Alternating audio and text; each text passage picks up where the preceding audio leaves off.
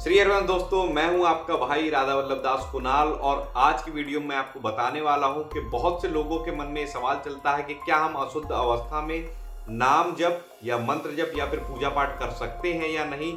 या बहुत सी हमारी माताएं बहनें होती हैं, जब वो मासिक धर्म में रहती हैं तो उनके मन में ये संकोच बना रहता है कि इन दिनों में क्या हम पूजा पाठ कर सकते हैं, क्या हम मंत्र जाप कर सकते हैं, क्या हम नाम जाप कर सकते हैं या नहीं। तो आज की वीडियो में आपको इन्हीं सवालों के जवाब देने वाला हूं, तो वीडियो में शुरुआत से लेकर अंत तक बने रहिएगा।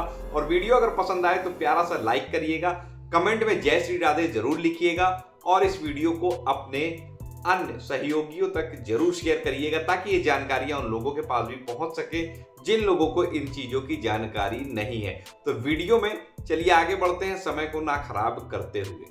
अब देखिए, मैं आपको बता दूं कि कोई भी अवस्था, बाहरी चेष्टा हमें कभी भी भगवान से विमुख नहीं कर सकती है।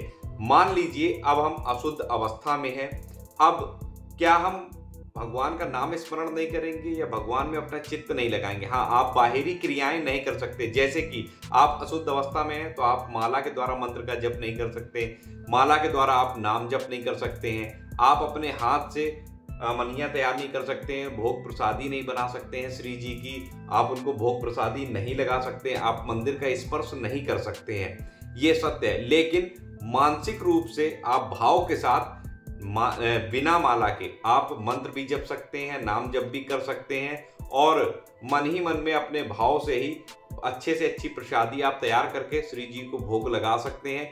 ये सारी चीजें कर सकते हैं। कोई भी बाहरी चेष्टा हमें अपने इष्ट, हमें अपने आराध्य से विमुख नहीं कर सकती, अलग नहीं कर सकती। मान लीजिए हम अशुद्ध अवस्था में हैं और हम तो सांसारिक बातों में कि अरे हम अशुद्ध अवस्था में, हम भगवान का नाम कैसे जपें, हमारा शरीर जो है शुद्ध नहीं है। अगर उसी दौरान आपके प्राण निकल गए तो आप क्या करोगे? आप तो भगवान से विमुख हो गए ना, आप तो भगवान से अलग हो गए। उसी दौरान आपके प्राण निकल गए तो आपकी गति क्या होगी? जैसी अंतमति सो गति। ठीक है, तो हमें एक भी क्षण अपने इष्ट, अपने आराध्य से, प्रिय प्रीतम से विमुख नहीं होना है।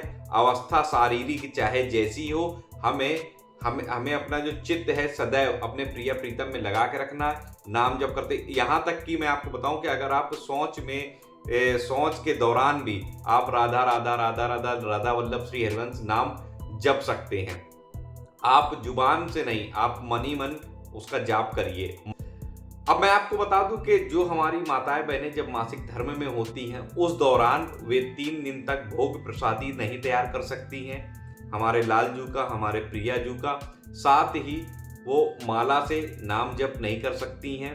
3 दिन के बाद ही वो माला से नाम या मंत्र जप सकती हैं। 3 दिन बाद ही वो पूजा या दिया बाती कर सकती हैं। लेकिन उन दिनों में आप अपने भाव के साथ अपने मन में नाम जप भी खूब कर सकते हैं, जुबान के द्वारा भी नाम जप सकते हैं, मंत्र भी आप जप सकते हैं। माला का स्पर्श आपको नहीं करना है, बाकी आप नाम जप और मंत्र जप जो आपको गुरु के द्वारा, गुरु प्रदत्त है, मंत्र प्राप्त हुआ है, सारे मंत्रों का आप जाप कर सकते हैं। आप भगवान का नाम जप कर सकते हैं। आप अपने भाव से मन ही मन, अब आप मान लीजिए किचन में नहीं जा सकते, प्रवेश नहीं कर सकते हैं, तो आपको क्या करना है? अपने भाव में डूब करके अपने श्री जी के लिए अच्छे से अच्छी प्रसादी तैयार करनी है और भाव के साथ उनको भोग लगाना है।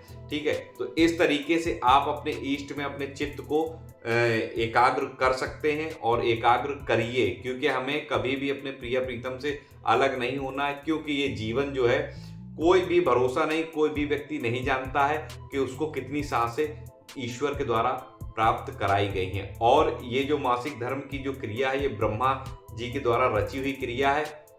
ये सारा जो विधान है सब ईश्वरीय विधान होता है। तो विधान कोई भी हो, बाहरी चेष्टा कोई भी हो, हम अपने इष्ट, अपने आराध्य को छोड़ नहीं सकते, हम उनसे विमुख नहीं हो सकते हैं। तो हमें क्या करना? अपना स्मरण सदैव अपने आराध्य में लगा करके रखना है। तो आप लोग समझ गए होंगे कि हम अशुद्ध अवस्था में किस तरीके से अपने इष्ट, अपने आराध्य से जुड़े रह सकते हैं, कैसे हम उनका ध्यान कर सकते हैं, कैसे हम उनका नाम जप कर सकते हैं और किस अवस्था में हम कितने दिनों बाद पूजा पाठ अपनी प्रारंभ कर सकते हैं, यानी कि बाहरी चेष्टा के द्वारा।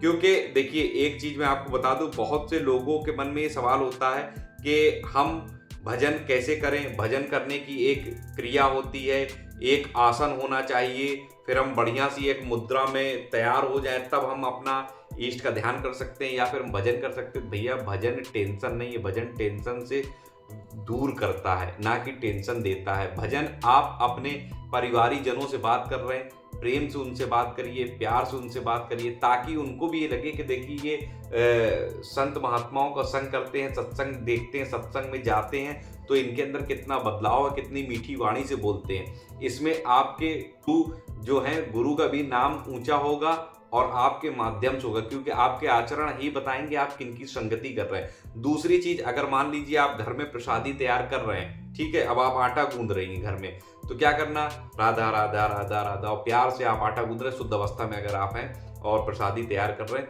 अच्छे से आप अपना सब्जी बना रहे हैं, सब्जी काट रहे हैं, तो आप नाम प्रभु का ले रहे हैं, राधा रानी का नाम आप ले रहे हैं, हमारी श्यामा जू का या फिर कन्हैया का, अपने प्रियतम का नाम आप ले रहे हैं, या गुरु के ध्यान में आप हैं, तो जो आप प्रसादी तैयार कर रहे हो, उस प्रसादी को जो पाएगा उसकी भी बुद्धि शुद्ध हो जाएगी और ये भी आपका भजन बन जाएगा। मतलब आप सांसारिक क्रिया कोई भी करते रहिए, अगर आप सांसारिक क्रिया करते करते नाम जप कर रहे हैं तो वो भी आपका भजन ही बन जाएगा।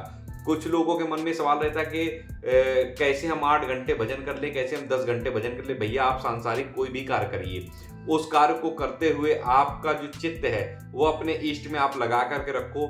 आप नाम जप करते रहो, हर 10 मिनट में अगर आप राधा नाम बोल रहे हो, हर 10 मिनट में आप श्री हरिवंश नाम अगर बोल रहे हैं, वो भी आपका 10 मिनट का जो गैप है, और 10-10 मिनट में अगर आप नाम स्मरण कर रहे हैं तो वो भी 1 घंटा भी आपका सार्थक सिद्ध होगा और वो भी आपका भजन बन जाएगा। तो इस तरीके से हम लोग 10-10 घंटे 12-12 घंटे भी भजन कर सकते हैं और हमारा यही अभ्यास एक दिन सार्थक साबित होगा कि स्वतः ही हमारे जुबान से जो नाम की रटना है वो निकलने लगेगी। फिर हमें नाम लेने की आवश्यकता नहीं है, स्वयं ही नाम चलने लगेगा हमारे चित्त में भी, हमारे मन में भी।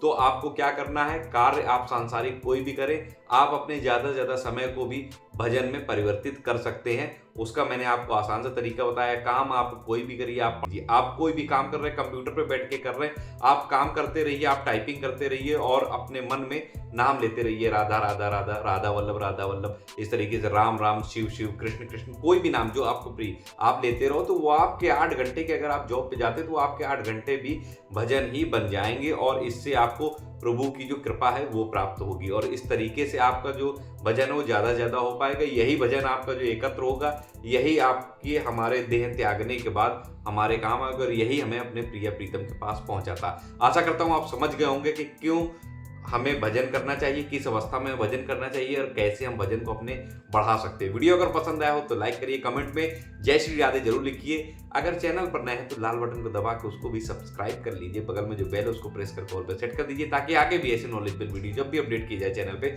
उसकी नोटिफिकेशन सबसे पहले आपके तक पहुंचे। अगर मन में कोई सवाल है कॉमेंट सेक्शन में कमेंट करके जरूर पूछिए। मिलता हूँ अगले वीडियो में नई जानकारी के साथ, तब तक राधा वल्लभ, श्री हरिवंश।